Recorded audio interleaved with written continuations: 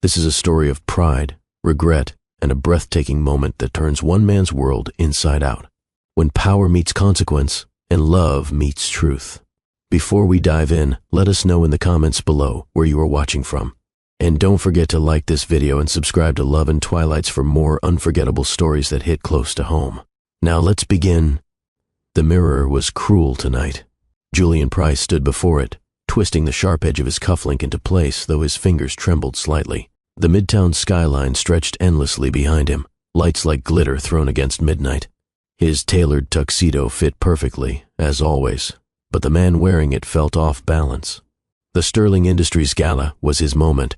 As chief operating officer, he was the face of progress, profit, and polish. But tonight, despite the roaring success of his quarterly earnings speech, all he could think about was a name, handwritten thoughtlessly on an ivory invitation. Emily Carter. It had started as a joke. His colleague Marcus had tossed the idea across the conference room table over whiskey and cynicism. "You ever wonder what happened to your old assistant?" Marcus had asked, smirking. "What was her name again?" "Emily. You should invite her. Stir the pot a bit." Julian had laughed at the time, playing along with a confidence he didn't quite feel. That laugh had covered nerves. He hadn't said her name in years. But in the moment, trying to appear unbothered, he jotted her name down on the official guest list. And just like that, the joke was made real. Now, as the gala's hour approached, Julian wasn't laughing.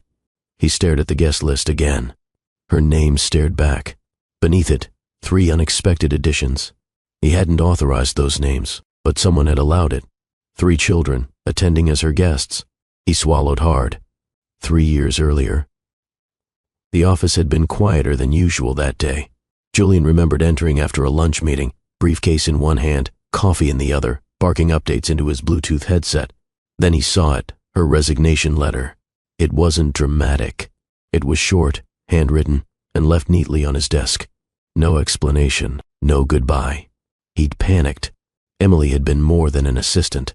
She had been the person who knew how he liked his coffee, who predicted when he'd forget his dry cleaning, who stayed late when he lost track of time, who calmed his nerves before board meetings without even trying. She had been his anchor without ever demanding to be. When he found her downstairs, already halfway out the door, he demanded answers. His voice had been clipped, defensive. But hers? Calm, measured, unshakable. "I'm pregnant, Julian," she had said. 4 months, with triplets. He had frozen, like the breath had been stolen straight from his lungs. He hadn't spoken. "I didn't want to involve you if you didn't want this," she added gently, her eyes glassy but her voice firm. "But I thought you deserved to know." She turned to go. "I'll take care of them," she'd said over her shoulder. "Don't worry, you don't have to do anything. I just needed you to hear it from me." He had tried to fix it after that. Money, doctors, arrangements, protection from gossip. He offered it all, at a distance. He thought that was what responsible men did. But Emily had declined every offer. "You want control," she had whispered during their final conversation. "But what I needed was support." Then she was gone. And now she was coming back. Julian checked the time, 6:58 p.m. The gala started at 7. He turned from the mirror and walked toward the elevator, nerves dancing under his skin. "You asked for this," he muttered to himself, hitting the button for the lobby. As the lift descended, so did his confidence. 7 miles away, Emily Carter was in a rush of her own. "Phoebe, no glitter. That's for the craft box, not your face." "Mommy, can I wear your shoes?" Celia asked, already clacking around in heels 4 sizes too big. "Where's my bow tie?" cried Noah from the living room.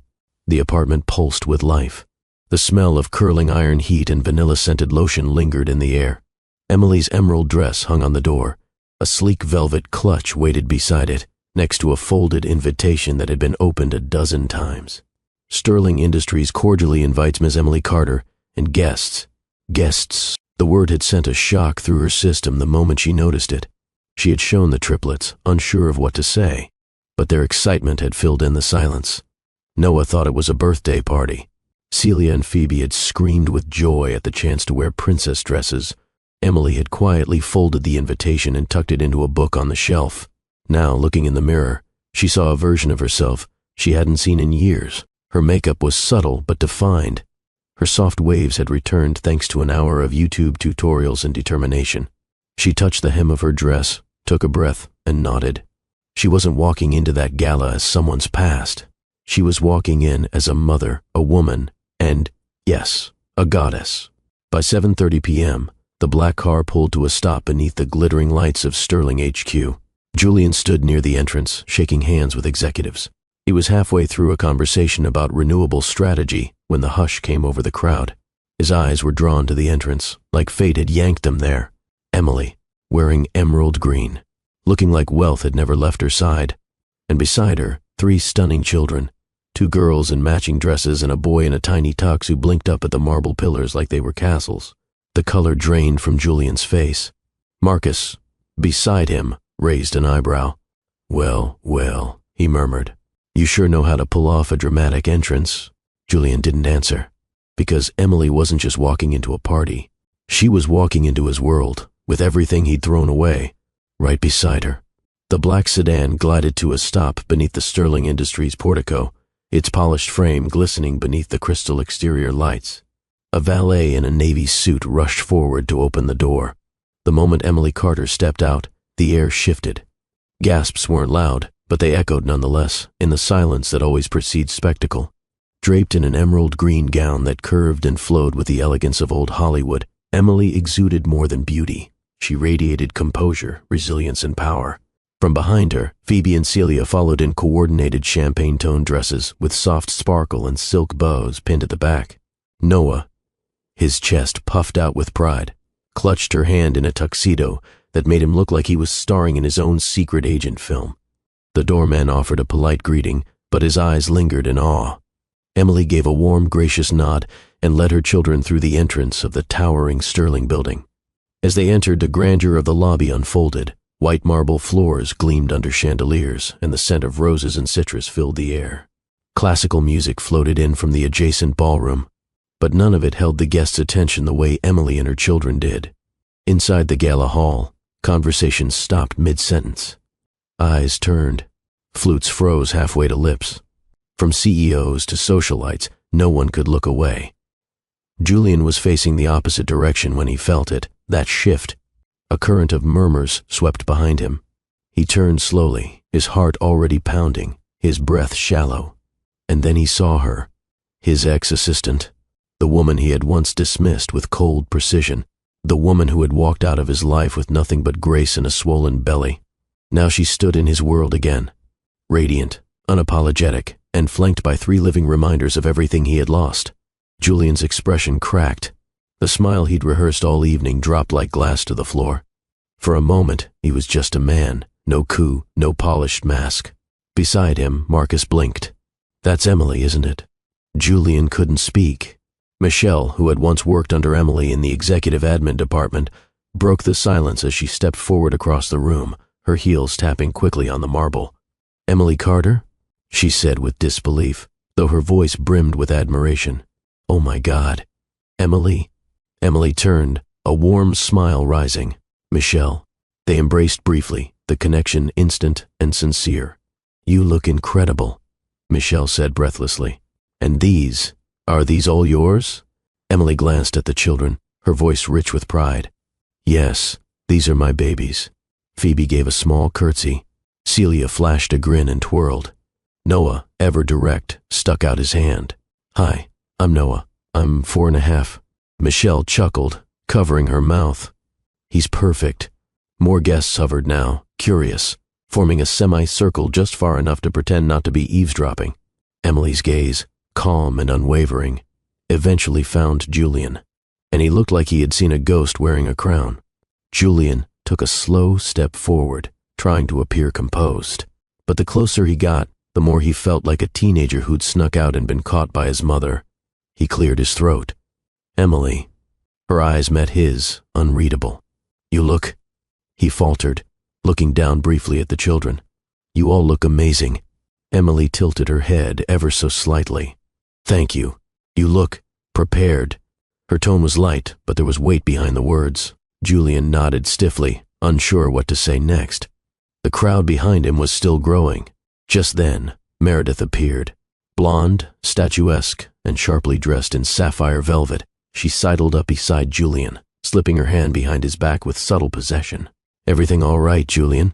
she asked sweetly, her eyes locked on Emily. Julian froze. Emily saw it. So did Michelle. So did half the room. And yet Emily remained still. Meredith's gaze dropped to the children. "Oh," she said with mock amusement. "Whose adorable kids are these?" Before Julian could think, let alone answer, Emily replied, "They're mine." Her voice was calm, even powerful. Julian shifted his weight, uncomfortably. Meredith looked again at Julian. "Friends of yours?" He hesitated. "They're family friends," he said quickly. "Just visiting. They're, Chelsea, Jake, and Erica." The silence that followed could slice through stone.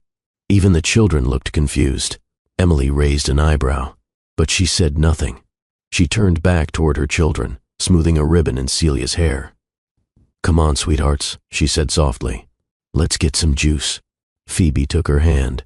Noah followed, still looking at Julian. Celia paused, tilted her head at Julian, then skipped off. Michelle stared at Julian like he'd spilled wine on her grandmother's heirloom rug. Meredith took a slow sip from her flute, then leaned close to Julian. "You're hiding something." Before he could respond, Marcus strode up. Well, look who it is." Marcus boomed cheerfully. "Emily Carter. It's been ages." He knelt in front of the children. "And who do we have here?" Phoebe introduced herself softly. Celia gave him a confident grin. Noah puffed up his chest again. "I'm Noah, and this is my mommy." Marcus laughed. "You're a charmer. Strong handshake, too." Emily smiled for the first time since entering. Marcus's presence eased something tight in her chest. Julian stood behind Marcus, silent, while the crowd slowly began to disperse, realizing no one had fainted or thrown a drink yet. Marcus stood, clapped Julian on the back. "You didn't tell us you had family here, man. These kids, there's something else." Julian gave a half smile. "Yeah, they are." But Emily's eyes stayed fixed on him. She saw everything in his face, the embarrassment, the conflict, the guilt. Later, as the ballroom music swelled and guests returned to their conversations, Emily stood by the window with a flute of sparkling cider. Her children were at a table nearby, nibbling on tiny appetizers and giggling over something Celia had said. Julian approached again, this time alone. No Meredith in sight. "I didn't mean to make a scene," he said softly. "You didn't," Emily replied. "But you certainly created one." He looked at her. "I'm sorry. That wasn't how I planned it." "Did you plan anything, Julian?" she asked. Her tone wasn't cruel. It was honest. He had no answer. A moment passed. "I didn't know if you'd come," he admitted. "You invited me," she said, lips tight. Julian looked over at the children. "They look just like you." "They have your eyes," she replied quietly. He smiled, but it vanished quickly. "I wasn't ready back then," he said. "And now?" she asked, watching him carefully. He didn't reply, not yet. Across the ballroom, Meredith stood by the bar, her face unreadable. She watched Emily with narrowed eyes. She was no fool. Julian had changed the moment Emily walked in. He hadn't touched his champagne since. He hadn't smiled the same way. He hadn't even introduced Meredith to the children. She downed her drink and left the glass on the counter, walking away without a word. Back at the children's table, Marcus had joined them again. "You know," he said with a grin, "this might be the best thing that happened to this uptight gala all year." Emily chuckled. "Glad to entertain." "No joke," Marcus added. "People needed this. Real life, real family, not just speeches and spreadsheets." Noah offered him a cracker. Marcus accepted it like a treasure. Julian watched the exchange with something deep stirring in him. Regret, yes, but also awe. How had he let all of this go? The ballroom sparkled under the flicker of golden chandeliers. Conversations flowed again, but attention still hovered like fog behind smiles and champagne flutes. The Sterling Gala was in full swing, yet a large part of the room remained subtly tethered to the same focal point, the woman in emerald green and the three children orbiting her like stars around gravity. Julian stood in a corner now, jaw tight, gaze fixed. He watched Emily guide the children gently through the buffet line. She crouched low to Noah's height and helped him choose between tiny crab cakes and mini meatballs. Her expression was relaxed, maternal, but he knew, he could feel it. Beneath her calm was a fire. He hadn't meant to call them family friends. The words had slipped out in panic, desperation wrapped in poor improvisation. Now the lie echoed in his head with a slow, cruel rhythm. They had stared at him. Even the children. He saw the flicker in Celia's eyes when he said a different name. He had felt the weight in Emily's silence, in the way she refused to call him out immediately, not because she was weak, but because she was patient. Meredith appeared again, this time with purpose. She crossed the room, heels silent but certain, and slid beside Julian like a shadow.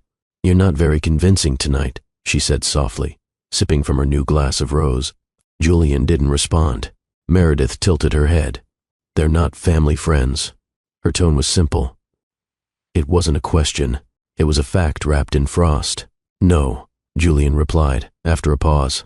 She blinked, startled by the admission. "Are they yours?" Julian looked down at his hands. "Yes," Meredith exhaled through her nose. "And Emily?" He turned toward her, finally meeting her eyes. "We were close. She left. I didn't stop her." Meredith's face hardened. "And now she's back, with triplets." He didn't say anything. "You should have told me." "You're right." Meredith laughed under her breath. "Well, isn't this elegant timing?" Julian watched Emily laugh softly with Marcus and Michelle. The children were now sitting on a velvet bench near the live pianist, swaying slightly to the music. "I made a mistake," Julian said. Meredith took a step back. "No, Julian, you made a lot of them, and apparently you made 3 more." She turned and left. Emily stood just past the floral arrangement table when Julian approached again. The pianist had shifted to something softer, melancholic almost. The timing stung. "You lied," Emily said before he even opened his mouth. Julian stopped. To her, to everyone, she continued, her eyes not angry, just tired. "You looked at your own children and gave them fake names." Julian tried to speak, but she raised a hand. "I didn't come here for drama," she added. "I came here because they asked to, because Celia wanted to wear her new dress, because Phoebe wanted to meet the man in the photo frame beside my bed, because Noah keeps asking what it means when someone is called Dad. I didn't come to play games, Julian." He swallowed hard. "I panicked. I wasn't ready." "You had 4 years," she snapped, her voice finally breaking. "You had all the time in the world." The sting in her tone drew glances again. Guests sensed the escalation. Julian looked down. "I know." Emily stepped closer. "Do you even know what they like? Their favorite food? Their morning routine? Which one is afraid of the vacuum cleaner?" She stared him down. Julian's shoulders sank. "No, I don't." She turned to leave, but Phoebe ran up and tugged at her hand. "Mommy," she said softly, "the music is slow. Can we dance now?" Emily hesitated, glancing between her daughter and Julian. The crowd seemed to lean in. Then Julian knelt down. "Can I have this dance?" he asked gently. Phoebe looked up at her mother, eyes wide. Emily hesitated, but then nodded. Phoebe smiled, taking his hand. Julian lifted her like a feather and guided her toward the center of the floor. The pianist, catching the mood, continued into something brighter. The dance was simple, clumsy, but full of emotion. Around the room, murmurs gave way to admiration. Some guests even smiled. Julian whispered, "You look beautiful, little lady." Phoebe giggled. "That's what Mommy said about herself." Julian's throat tightened. "She's right." After a minute, he returned Phoebe to Emily, who took her with a quiet look that said, "We're still not okay." Later, as dessert trays were passed, the tension returned. The CFO, an elderly man with silver hair and a wine-soaked laugh, raised a toast. "To love," he said cheerfully, glass in the air, "and to unexpected blessings." It was meant innocently, but the ripple it sent through the room was instant. All eyes returned to Emily. She stood still, regal and poised, her back straight, her chin high. Julian stepped forward. His hand trembled slightly as he raised his glass. "I have something to say," he began. Silence. Emily turned, surprised. Julian exhaled. "3 years ago, I let someone go," he said. "Someone who gave me everything, and I gave her nothing in return." The room tensed. I wasn't brave enough to claim my truth. Tonight, I tried to lie again. I looked at my own children, and I pretended they weren't mine because I was scared, Gasps swept across the room. He turned toward Emily. "These aren't family friends," he said, voice shaking. "They're my children. And Emily, she's the strongest woman I've ever known." Tears welled in Emily's eyes. The children watched curiously from their table. Julian knelt again. "Phoebe, Celia, Noah, I'm your dad. I'm sorry I wasn't there. I can't change that. But I want to be here now." Emily blinked, her hands trembling slightly. Marcus placed a hand over his chest, clearly moved. The pianist stopped playing. Noah climbed down from the bench and ran across the room. He threw his arms around Julian. The entire hall seemed to exhale at once. Phoebe followed, then Celia. They clung to Julian in a way that was both forgiving and pure. Emily covered her mouth with one hand. Her breath shook. The room erupted in gentle applause. Julian rose slowly, lifting Noah onto his hip, holding the other two by the hands. He met Emily's eyes. There was no triumph in his expression, only humility, regret, hope. Emily nodded once. It wasn't forgiveness, not yet, but it was a beginning. 3 years ago, the Sterling office had been humming with life. Sunlight streamed across the sleek glass desks. Phones rang in soft syncopation. Somewhere in the distance, a printer churned out another investor report. And in the executive wing, Emily Carter sat at her desk outside Julian's office, typing up notes from a 7 a.m. board call with her usual grace and rhythm. No one suspected she was pregnant. She hadn't told a soul. Not yet. Not even her best friend Michelle. The day she found out, she hadn't cried.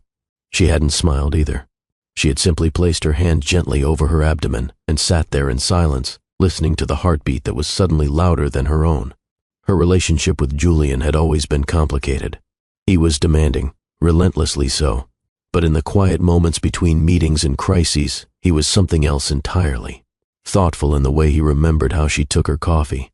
Quietly protective when a male colleague crossed a line. Grateful in the way he once left a note on her desk that simply read, "You saved me today. Thank you." The lines between professional and personal had blurred somewhere between late nights and locked conference room doors. Their intimacy hadn't been spoken of. It just existed. Soft, stolen, undeniable. But as time passed, so did clarity. Julian remained focused on power, on headlines, on control. And Emily slowly began to realize she couldn't be a footnote in his pursuit of the spotlight. When the pregnancy test turned positive, Emily was already 12 weeks in. She hadn't noticed, too busy keeping up with Julian's schedule and her own exhaustion to connect the symptoms. But a wave of dizziness at her desk one afternoon had prompted a reluctant visit to urgent care. The nurse had smiled, pointing to the ultrasound screen. "Well," she said, "you're not just pregnant. You're very pregnant." Emily blinked. "How far along?" "Almost 3 months. And you might want to sit down for this." She had. "There are three what? Babies."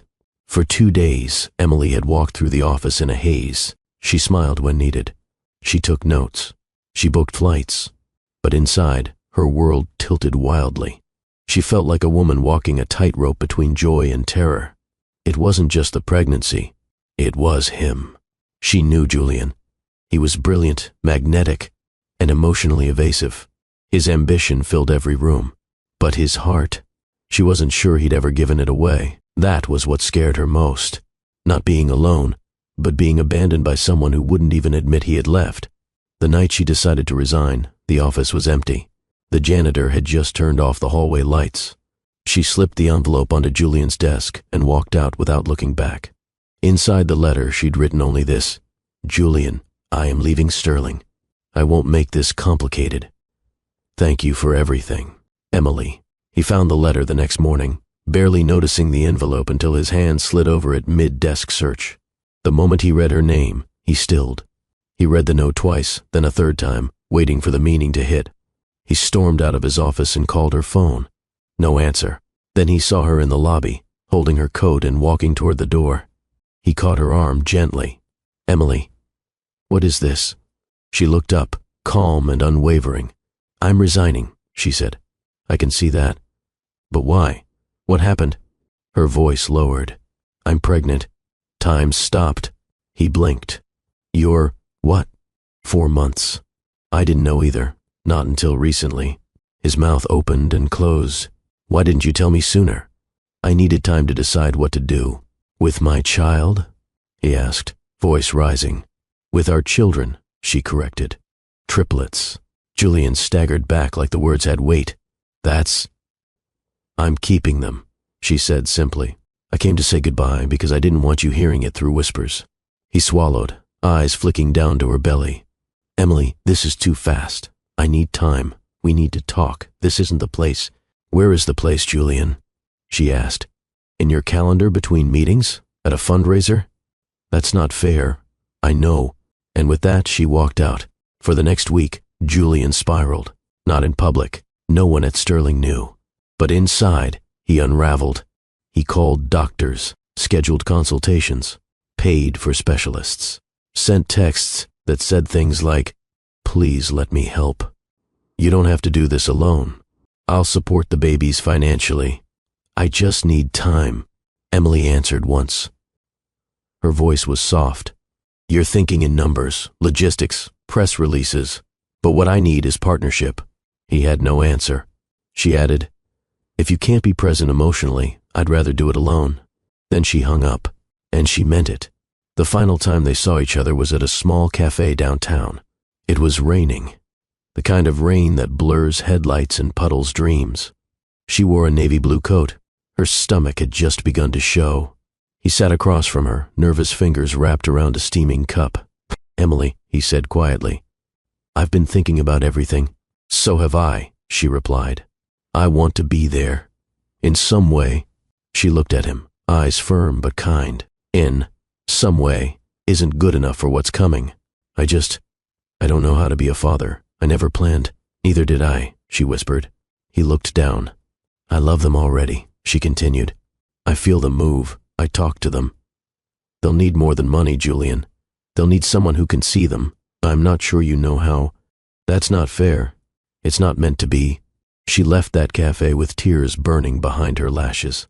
But she never turned back. Not once. And Julian? He stayed behind with his untouched coffee, staring out at the city as the rain ran down the window like quiet regret. Back in the present, Emily sat beside her sleeping children on a velvet bench in the gala lounge. She gently ran her fingers through Celia's curls, watching the rise and fall of her chest. Julian stood nearby, staring down at them with something fragile in his gaze. Emily whispered without looking up, They always ask me if you'd recognize them. Julian's breath caught. I tell them, maybe. He sat beside her. I do now. Emily didn't speak, but she didn't move away. The evening was waning, but the atmosphere inside the ballroom had shifted into something still, almost expectant. Conversations dimmed into murmurs. Plates clinked less. Somewhere in the center of it all, Julian stood motionless, hands at his sides, eyes not on the investors or executives, but on Emily. She was seated again beside the children, tucking a napkin under Noah's chin as he devoured a chocolate-covered strawberry with unfiltered joy. Celia laughed beside him. Phoebe had one foot curled beneath her dress, holding a juice glass like royalty. They were light in human form, and for the first time in years, Julian felt like he was on the outside of something that was his, and wasn't. He couldn't bear it any longer. He stepped forward. Emily saw him coming, and she gently lifted Noah off her lap, placing him beside his sisters. Julian didn't speak at first. He simply knelt, once again, before the children. I need to tell you something, he said softly. Phoebe blinked up at him. Are you okay? He nodded once, then looked at Emily. I can't undo the past. I can't erase the times I wasn't here. But if it's all right with you, I'd like to speak. Emily hesitated. She scanned his face, and for the first time, she didn't see guilt. She saw resolve. She nodded once. Julian turned around and stepped toward the stage. He wasn't scheduled to speak again. The event was almost over, but as he gently tapped the microphone beside the pianist, a hush overtook the room. All heads turned. Some recognized that expression on his face, not the charming Julian Price of boardroom pitches and Forbes features. This was someone else. Someone unguarded. He adjusted the mic. There are moments in life when pretending is no longer an option, he began, voice calm but firm. Moments that demand honesty. This is one of them. The room was frozen. I invited someone to this event tonight as a joke, he said, eyes scanning the audience. But what I didn't expect was that she'd come. and bring with her the three most beautiful souls I've ever seen. Gasps flickered quietly across the room. 3 years ago, I was told I was going to be a father, and instead of standing beside the woman who gave me that gift, I ran, not in body maybe, but in all the ways that mattered. Guests were no longer whispering.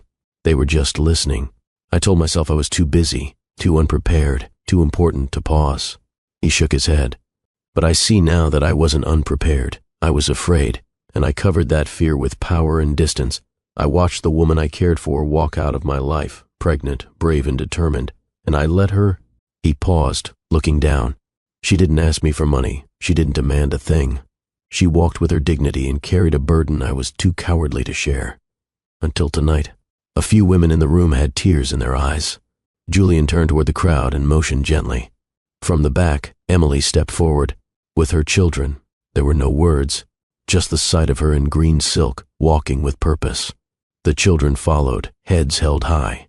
They didn't understand every detail, but they felt something important happening.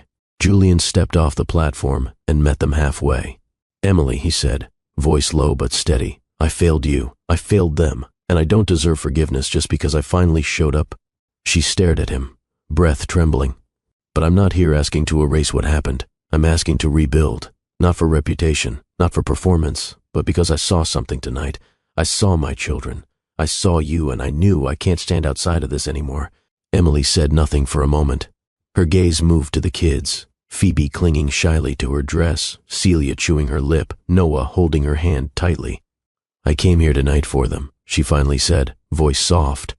"But I also came to see if you would even recognize what you lost." Julian swallowed hard. "I do. Do you know Celia sings when she's scared?" Emily continued. "That Phoebe likes to narrate bedtime stories in funny accents?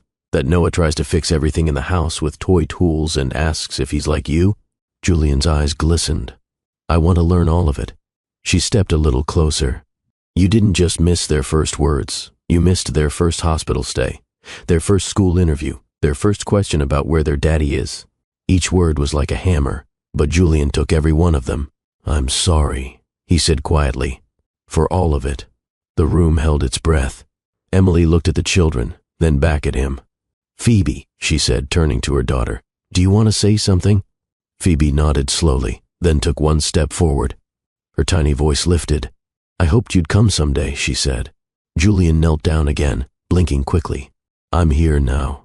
Celia followed and wrapped her arms around his neck.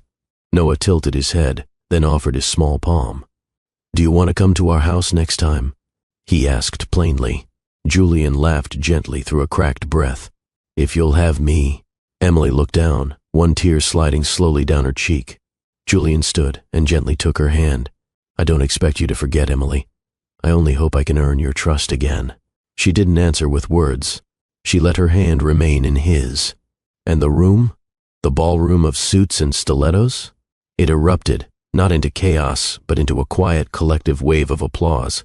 The kind that comes from watching someone finally say what needed to be said. Marcus, standing by the bar, wiped a corner of his eye and raised a glass. To truth and second chances. Glasses clinked. A new song began, and Julian, now holding one of his daughters in his arms, danced quietly beside Emily, who never looked away. They didn't speak. They didn't need to. Something had finally been set free. The music resumed gently in the background. A soft romantic melody carried on the notes of a baby grand piano near the marble staircase. But the mood inside the gala had transformed. Gone was the undercurrent of gossip and curiosity. In its place lingered something deeper, quiet respect, even admiration. There were still glances, but they no longer carried judgment. Now, they carried understanding. Julian stepped away from the center of the room with Emily beside him, their 3 children trailing between them like small satellites of hope and energy. Each step forward felt like both an ending and a beginning. They weren't being followed, they were being watched with care. Emily, graceful in her posture, kept her head high. Her hand still held Noah's as he occasionally stopped to tug at his bow tie, his small feet stumbling over the polished floor. Celia hummed to herself, a tune she'd made up on the spot. Phoebe clung to Emily's other side, smiling shyly at the people they passed. Michelle approached, her eyes glistening with pride. "That was brave," she said, squeezing Emily's hand. "The way you stood there, unshaken." I always knew you had it in you. Emily smiled. Thank you, Michelle. It means more than you know. Michelle crouched to the children's level and offered them a tray of fresh macarons from a passing waiter. Take 2 each, she whispered. But don't tell anyone. They giggled and grabbed their colorful treats with delight. Julian observed from a step behind, watching Emily effortlessly balance motherly warmth with effortless composure. She didn't just belong here, she stood out. Marcus soon caught up with them as they made their way toward the gallery wing of the ballroom. So, when's the next gala? He teased. Julian chuckled. Ask me after I learn everyone's bedtime routine. Marcus laughed and offered a warm nod to Emily. You've raised extraordinary kids. Emily glanced down at them, smiling. They're the ones raising me, most days. As they moved through the room, people approached one by one. A woman from the marketing department extended her hand. I remember Emily from 3 years ago, always so kind. It's good to see her again. An older gentleman from the board leaned toward Julian. Your speech tonight? Well, it was the most honest thing I've ever heard come from this platform. You've got more than just numbers in you, Price. Julian nodded humbly. One woman whispered to Emily, he's different now. I hope he keeps growing. You deserve that. Emily offered a measured smile. She wasn't making promises to strangers, but their words weren't unwelcome. Celia, twirling in her dress, nearly bumped into a waiter carrying champagne. Julian caught her just in time, lifting her into his arms with practiced ease. Whoa, little lady, he said. You're on a mission. I'm dancing, she explained. This dress makes me float. Julian smiled and spun her gently in his arms. Emily caught the moment, and for a brief second, it pulled at her heart. He could have been doing that all along. As they neared the back patio doors, Emily paused. The city lights of Manhattan twinkled outside like distant wishes. She stepped out onto the balcony alone, breathing in the crisp evening air. Julian followed a moment later, standing a few paces behind. It's quieter out here, she said without turning. He nodded. It is. A beat passed. Do you regret inviting me? She asked. He exhaled. I regret not inviting you sooner, for the right reasons. Emily turned to him now, arms crossed lightly against the chill. I wasn't sure you'd recognize me. I didn't at first, he admitted. But the moment I saw you with them, it all made sense. Everything I ignored, everything I ran from. She studied him. Do you mean it, Julian? Or is this just guilt wearing a suit? He stepped closer. I don't want a second chance because I feel bad. I want it because I finally understand what I missed and who I lost. Her expression didn't soften immediately. It remained guarded, strong, but there was something in her eyes, something open.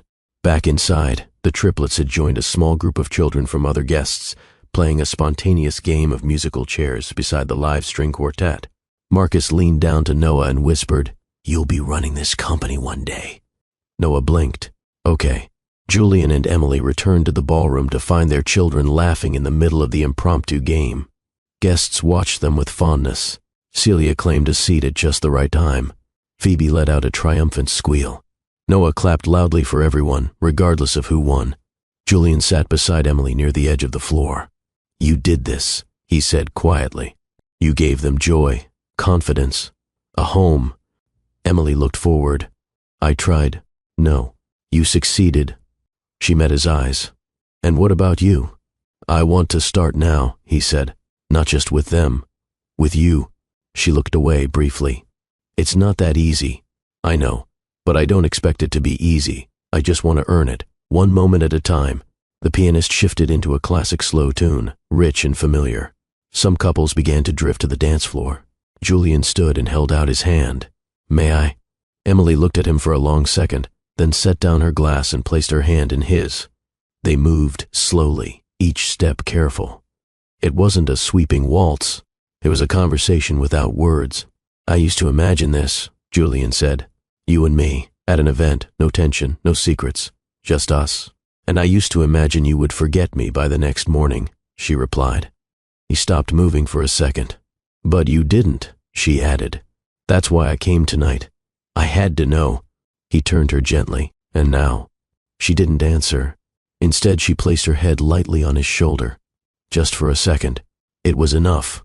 As the evening came to a close and the crowd thinned, Julian helped the children gather their coats and ribbons. Emily stood nearby, watching as he kneeled to tie Noah's shoelace. The simple act tugged at something deep inside her. The man before her had once been unreachable, untouchable. Now he was helping a 4-year-old wrestle with Velcro and laces. "Are we going home now?" Celia asked. Emily nodded. "Yes, love." Julian looked up. "Can I ride with you? Just to the block." "I won't stay." Emily thought for a second. "All right," she said softly. In the limousine, the children dozed off almost instantly, worn out by dancing and snacks. Julian sat across from Emily, watching their heads gently lean against each other. He whispered, "How did you do this alone?" Emily didn't answer right away. Then she said, "I didn't have a choice. But now, maybe we do." Julian nodded slowly. "Whatever you need, space, time, help, I'll be here." Emily looked at him. "Start with consistency, not promises." "I can do that." As they arrived at her apartment, Julian stepped out first and helped the children out one by one. He handed Celia her small purse and gently fixed Phoebe's sweater. He didn't speak. He simply moved like someone who wanted to be useful. When it was time to say goodbye, he hesitated. Emily stood by the front door. "Good night," she said. Julian looked at her. "Thank you for letting me walk beside you tonight." She nodded once. "We'll see." As the car pulled away and the city lights danced on the windshield, Julian leaned back alone. But for the first time, he didn't feel lonely. He felt hopeful. The apartment in Brooklyn was quiet again. Street lights glowed faintly outside the curtained windows, casting soft orange shadows across the living room floor. The triplets had been tucked into bed, their gala attire replaced with matching pajamas, Celia in moons, Phoebe in tiny suns, and Noah in a rocket ship print. Their soft breathing now filled the air with a peaceful rhythm. Emily stood in the hallway, barefoot, hair pinned loosely, holding a half-full glass of water. She watched Julian sitting on the couch, coat folded on his lap, eyes fixed on a framed drawing on the wall, the one the children had made for her birthday. 4 stick figures, all smiling, labeled in crayon, Mommy, Phoebe, Celia, Noah. There was a space to the right, as if waiting for a 5th. "I didn't know they made that," Julian said without turning. "They surprised me," Emily replied. "They said they left space, just in case." Julian's voice wavered. "Even before I said anything?" She nodded. "They've always wondered. They ask. I try to answer with kindness." Julian looked down at his hands. "And do they ever ask if I love them?" Emily stepped closer. "They don't ask that. They assume it. They believe every good thing is because someone loves them. I've raised them to think that way." Julian's throat tightened. "You did more than I ever could have." "You still can," she said gently, sitting beside him now. "But you have to understand something first." He turned toward her slowly. "This isn't about earning back time," she continued. "You can't. What's gone is gone." He nodded. "I know, but what's ahead?" She pointed toward the hallway. "That's not guaranteed either. You don't get to make a speech and assume the next part writes itself." Julian looked at her, eyes honest. "I don't assume anything. I just want to be there, for real. If that means starting from zero, then so be it." Emily studied him, searching for the man she once knew beneath the polished layers. The one who made her laugh in elevators. The one who took an overnight flight from Dallas just to be back for her presentation. The one who held her hand when she panicked before a quarterly pitch. She saw glimpses now, but they were gentler, quieter. "You've changed," she said. He looked away. "I had to." "Why?" "Because losing you broke something I didn't know I had." Emily felt her chest tighten. He continued. "I filled the silence with work, headlines, quarterly gains, board promotions. I tried to outrun the ache, but it stayed." She looked down at her hands. "Do you love them?" "With everything I have," he answered without hesitation, even before I admitted it. "And me?" The question hovered. Julian didn't blink. "I've never stopped." Emily's breath caught. "But love," she said slowly, "isn't just a word. It's presence and patience and showing up on the bad days." "I know," he whispered. "Let me show you now." She didn't answer right away. She leaned back slightly, folding her arms across her waist. "I'm not ready to say yes, but I'm not shutting the door either." "That's more than I deserve," he replied. She nodded slowly. "Then prove it." The next morning arrived quietly. Julian had slept on the couch, voluntarily. Emily had offered him a pillow, a blanket, and a cup of tea, but nothing more. The children awoke before sunrise, energized by the memory of the party. Noah clambered onto Julian's chest, laughing loudly. "Are you still here?" he asked. Julian smiled. "Still here." Phoebe peeked around the corner. "Are we having pancakes?" Emily entered, rubbing sleep from her eyes. "Let's make it together." In the kitchen, chaos resumed its familiar rhythm. Flour dusted the countertops. Noah tried cracking an egg and failed gloriously. Celia added chocolate chips when no one was looking. Phoebe stirred the batter like a pro. Julian moved with ease beside them, not perfect, but present. He wiped spills, flipped pancakes, laughed when the batter sizzled too fast. Emily watched from across the island. He didn't ask for praise. He just helped. After breakfast, as the kids darted toward the living room with sticky fingers and maple syrup grins, Emily stood beside Julian at the sink. "You're really here," she said softly. "I am. No press, no optics, just here." He nodded. "I don't know what happens next," she admitted. Julian turned off the faucet and dried his hands. "Then let's not rush it." She looked up at him. "What if the kids ask if we're back together?" "Then we tell them we're working on something better," he replied. "Something honest." Emily blinked. "You rehearsed that?" He smiled. "No, that's new." She smiled faintly. "Okay." Later that day, Julian prepared to leave. He had meetings stacked, but none that seemed more important than standing in this living room, looking at the children drawing quietly on the carpet. Phoebe waved. "Come again tomorrow." Julian knelt. "I'll call first." "Okay," Celia said. "Bring snacks." Noah pointed to the door. "Bring socks too. You forgot yours." Julian laughed. "Deal." As he turned to Emily, he grew more serious. "Tell me what you need," he said. "To feel safe again. To believe me." Emily looked up. "Consistency, accountability, and time." He nodded once. "You'll have all three." She followed him to the door. "One more thing." He paused. "Don't just show up for them," she said. "Show up for yourself. Be someone you can live with when no one's watching." Julian met her eyes. "I will." As he stepped outside, the sunlight broke through the clouds overhead. It felt like more than weather. It felt like possibility. 2 weeks passed. 2 weeks of small gestures. Daily phone calls. Evening visits with picture books and board games. Julian brought over dinner twice, burned once, ordered in the next. The children teased him when he got sauce on his shirt. Emily watched him laugh at himself, instead of performing for admiration.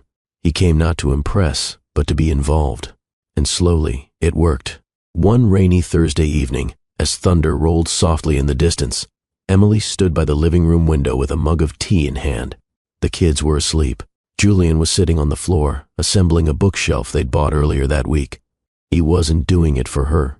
He was doing it because the children asked for a reading corner. Because Celia said, "Daddy, you should build something for us." And so he had. "You're getting better with tools," Emily remarked with a smile. Julian looked up from the half-built frame. "Your son is my quality inspector. I can't fail." Emily chuckled and sat beside him. They worked in silence for a few moments, passing screws and pieces of wood. It wasn't romantic. It was real. "I'm glad you're here," she said quietly. Julian paused, meeting her gaze. "So am I." She nodded. "They talk about you all the time. You're the first thing Noah brings up when he wakes. That means everything," Julian whispered. "But what about you?" Emily didn't look away. "I'm still scared." "Of me? Of us, of what we used to be, of what we might be again." He set down the screwdriver.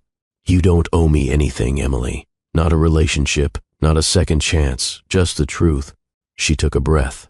"The truth is, I don't want to do this alone anymore. Not because I need rescuing, but because I deserve a partner." Julian reached for her hand.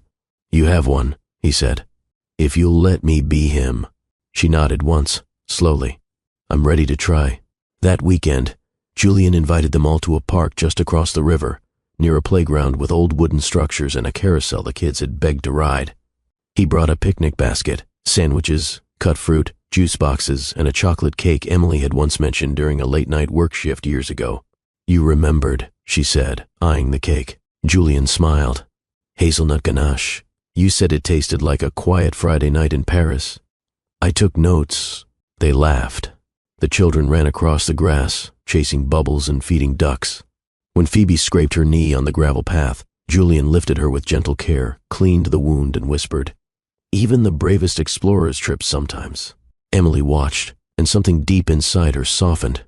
Later, while the children rested under the shade of a tree, Julian pulled out a wrapped box. Small, elegant. "This isn't a proposal," he said quickly. "It's something else." Emily opened it. Inside was a delicate gold necklace, 3 tiny pendants, each engraved with a name: Phoebe, Celia, Noah. Her breath caught. "I missed their firsts," Julian said. "But I want to be present for the rest. Every lunchbox joke, every school project, every night they ask you for one more story. And if you'll let me, every birthday, every graduation, everything." Emily traced the pendants with her thumb. "They'll love this." "I made one for me too," Julian added, pulling a chain from beneath his shirt. "Same pendants, same names. I want to carry them with me." Tears welled in her eyes. She leaned into him. "You really are different. I just finally know what matters." 3 months later, the bookshelf in the corner was now filled with picture books, plush animals, and a framed photo of their first day at the park. Julian read to them every Tuesday night without fail. He made mistakes in silly voices. He learned Celia liked chapter books, Phoebe preferred rhymes, and Noah wanted 2 stories every time. Emily began leaving space for him, not just in her schedule, but in her heart. One quiet night, as the kids slept soundly and rain tapped gently at the windows, Julian stood by the hallway mirror, adjusting his collar. He was dressed simply. No suit, no speech, just presence. "You're early," Emily said, stepping out of the bedroom. "I like being early now." She smiled. "Good habit." He walked toward her slowly. "I know this isn't a fairy tale. We're not erasing anything." "We're not supposed to," she replied. "We're supposed to grow from it." Julian took her hand. "I love you," he said, "and I want to build a life with you, not around regret, but around joy." Emily's eyes shimmered. "Then let's start one." And for the first time in years they kissed, gently, intentionally, not as a reward or resolution, but as a promise, not to be perfect, but to be present. The next morning, the triplets ran down the hallway in pajamas, shouting about cereal and cartoons. Emily poured coffee. Julian packed lunches. They moved like a team, not always in sync, but always with care. When the doorbell rang, it was a delivery, a letter from the school. Emily opened it. The children had submitted family drawings to the school wall project. 3 colorful sketches. Each one had 5 figures this time.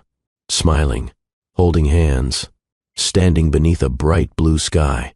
Emily showed Julian. He didn't speak. He simply kissed her temple and whispered, "This time, we do it right." If this story touched your heart, tell us below. Have you ever believed in your heart? Have you ever seen love rebuild itself piece by piece? Comment your thoughts, share your experience, and don't forget to like, subscribe, and turn on the notification bell so you never miss another unforgettable love story from Love and Twilights. We tell stories that remind you it's never too late to begin again.